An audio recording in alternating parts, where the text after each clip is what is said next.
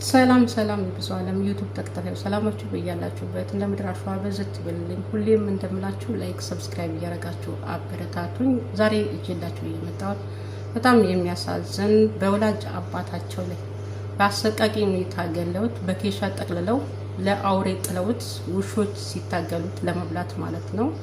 በጣም የሚያሳዝን እንግዲህ ሁለት ወንድማማቾች ንብረት ሸጠክ ካላካፈልከን ገንዘብ ካላካፈልከን እንገልሃነን ብለው ሲዝቱበት እንደነበረ እና ሁለት ወንድማማቾች ከአባታቸው ጋር እንደሚኖሩ እና እናት በህይወት እንዳለች ነው እህትየዋ ስትናገር የነበረ ማለት ነው። እህት ለብቻ የራሷን ህይወት እየኖረች ትዳር ይዛ ለብቻ እየኖረች ነው። ሁለት ወንድማማቾች ከአባታቸው ጋር እየኖሩ ነው። እንግዲህ ወላጅ አባት ለልጁ ምን ያህል መስዋዕት እንደከፈለ ማሳያ ይሆናል። እናት የሌለችበት ሁለት ወንድማማቾችን ይዞ ለአቅመ አዳም ካደረሳቸው በኋላ ራሳቸውን ከቻሉ በኋላ ወጥተው መስራት ሲችሉ የአባትን መኖሪያ ቤት ካልሸጥክ ወይም ገንዘብ ካላካፈልከን እንገልሃለን ብለው ሲዝቱበት እንደነበረ አባት ደግሞ ለእህት ውጪ ትዳር ይዛላለችው ልጁ ወንድሞችሽ ሊገሉኝ ነው፣ ቤቱን ካልሸጥክ እያሉ ነው፣ ገንዘብ ካላካፈልከን እያሉ ነው፣ ምንድነው የሚሻለኝ ብሎ አባት ለሴት ልጁ ሲናገር እንደነበርና ሴት ልጁ ስትናገር በጣም ነው የሚያሳዝነው፣ በጣም ነው ልብ የሚነካው ማለት ነው። እውነት ለመናገር እኔ እንጃ ወንድሞቼ እንደዚህ አይነት ድርጊት ይጽምበታል ብዬ በፍጹም አስቤ አላቅም። እናታችን ከሞተች በኋላ እንደ እናትም እንደ አባቱም ሆኖ ተንከባክቦ አስተምሮ እያሳደገው አባታችን ነው። እንደዚህ አይነት ድርጊት ይፈጽማሉ ብዬ በፍጹም አስቤ አላቅም።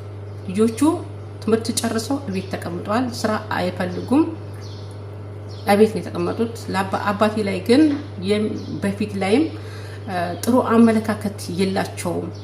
ራሳቸውን ካወቁ በኋላ ጥሩ አመለካከት የላቸውም ብላ ስትናገር ነበር እህትየዋ፣ ሴት ልጁ ማለት ነው። አስቡት፣ እንደ አባትም እንደ እናትም ሆኖ ተንከባክቦ አሳድጎ ራሳቸውን ከቻሉ በኋላ አባታቸውን ገለው ንብረት እንወርሳለን ብለው የሚያስቡ ስግብግብ ጅቦች፣ እኔ ምን ብዬ እንደምናግራቸው አላውቅም።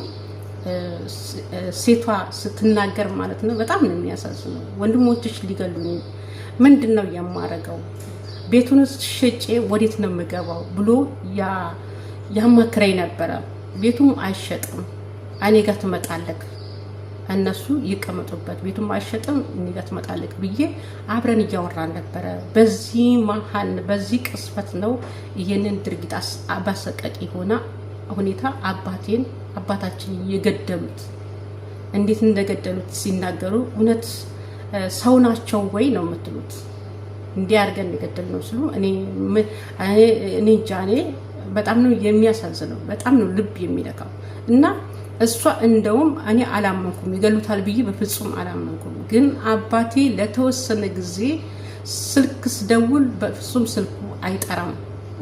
ሲቀጥል ደግሞ እኔ እንኳን ወደሱ ቤት ካልሄድኩኝ እሱ አያምነኝም ይመጣል አለች።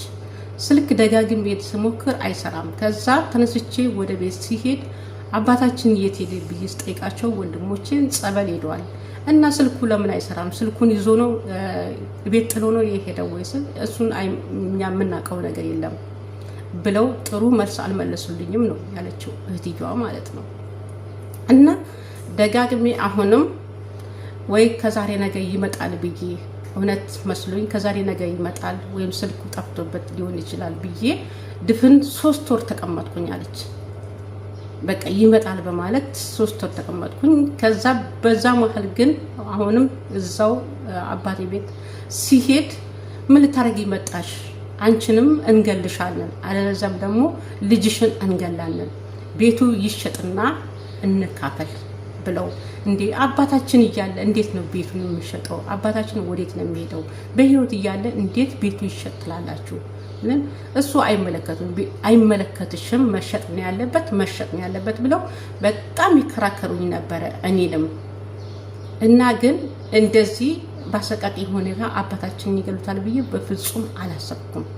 እሷ ስትናገር ደግሞ ጭራሽ የባሰ ቅስም የመጨረሻ ከማን ጋር ነው የሚኖረው? አባትን ያክል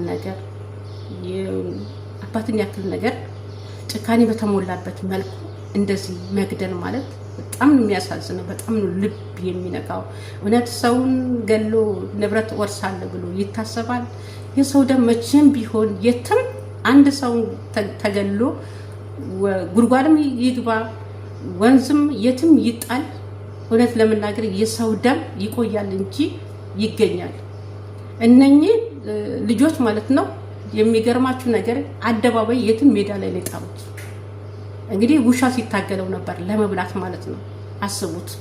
ይህን ጭካኔ በተሞላበት መልኩ አባታቸውን ገለው የትም ሜዳ ላይ ይመጣል ማለት ያለ እናት አሳድጓቸው አስተምሯቸው ለዚህ ራሳቸውን እስከሚችሉ ድረስ አድርሷቸው እህትየው ስትናገር በጣም የሚንከባከባቸው በጣም ነው የሚያዝንላቸው የሚሳሳላቸው ነበር። ግን እነሱ ደግሞ ጭካኔ በተሞላበት መልኩ እንደዚህ አድርገው አባታቸውን ሲገሉ በጣም ነው ልብ የሚያማው አይደለም። በተለይ ደግሞ ለሷ ያለውን ነገር አባት ሲያጫውታት ምን ነው ያኔ በወሰርኩት ኖሮ አጠገቤ ባረኩት ኖሮ አባቴን አይሞትብኝ ነበረ። እውነት እንደዚህ ወንድሞቼ እንደዚህ ጭካኔ በተሞላበት አባታችን ይገሉታል ብዬ በፍጹም አላሰብኩም ብላ ስትናገር እውነቴን ነው የምላችሁ እኔ ውስጤ ስብስብ በቃ ምን ልብላችሁ፣ እውነቴን ነው የምላችሁ። እኔ እንጃ ለምን ተጨካከንን? ምን አይነት ጊዜ ላይ ነው ያለ ነው እንዴ? ንብረት እኮ አንድ ሰውን ገሎ ንብረት መውረስ በፍጹም አይቻልም እኮ በፍጹም አይቻልም እንዴ። እቺ ልጅ እኮ ንብረት ኖርሳን ቢሉ ማለት ነው ምስክር ያስፈልጋል፣ በቂ ምስክር ማለት ነው። ሲቀጥል ደግሞ ኑዛዜ ያስፈልጋል። አባታቸው አውርሷቸዋል፣ እህት ወንድም የላችሁም ይባላል እኮ። ሰው ይሄን ሁሉ አያገናዝብም። ለንብረት ተብሎ አባትን ያክል ነገር እንደዚህ የግፍ አድርገው ሲገሉት እኔ ምን ብዬ እንደምናግራችሁ አላውቅም። ውስጤ ነው የተሰበረው። በጣም ነው ያዘንኩት። ከእህትየዋ አንደበት ደግሞ ብትሰሙ እውነት ለመናገር አገራችን ላይ እየተካሄደ ያለው ነገር በጣም የሚያሳዝን። ይሄ ብቻ አይደለም። ባለፈው ራሱ የሆነ ቪዲዮ ሰርቼ ነበረ። እኔ ምን እንደምላችሁ አላውቅም። እሷም እንደዚሁ ሰራተኛ ናት። ቪዲዮ ሰርቻለሁ እሱ ላይ ማለት ነው። ሰራተኛ እሷም እንደዚሁ ንብረት እወርሳለሁ ብላ አረጉታን በትራስ አፍና እንደገደለቻት እና በጣም የሚያሳዝን እና መጨረሻ ላይ ያው የሰው ላብ ይቆያል እንጂ የሰው ደም ይቆያል እንጂ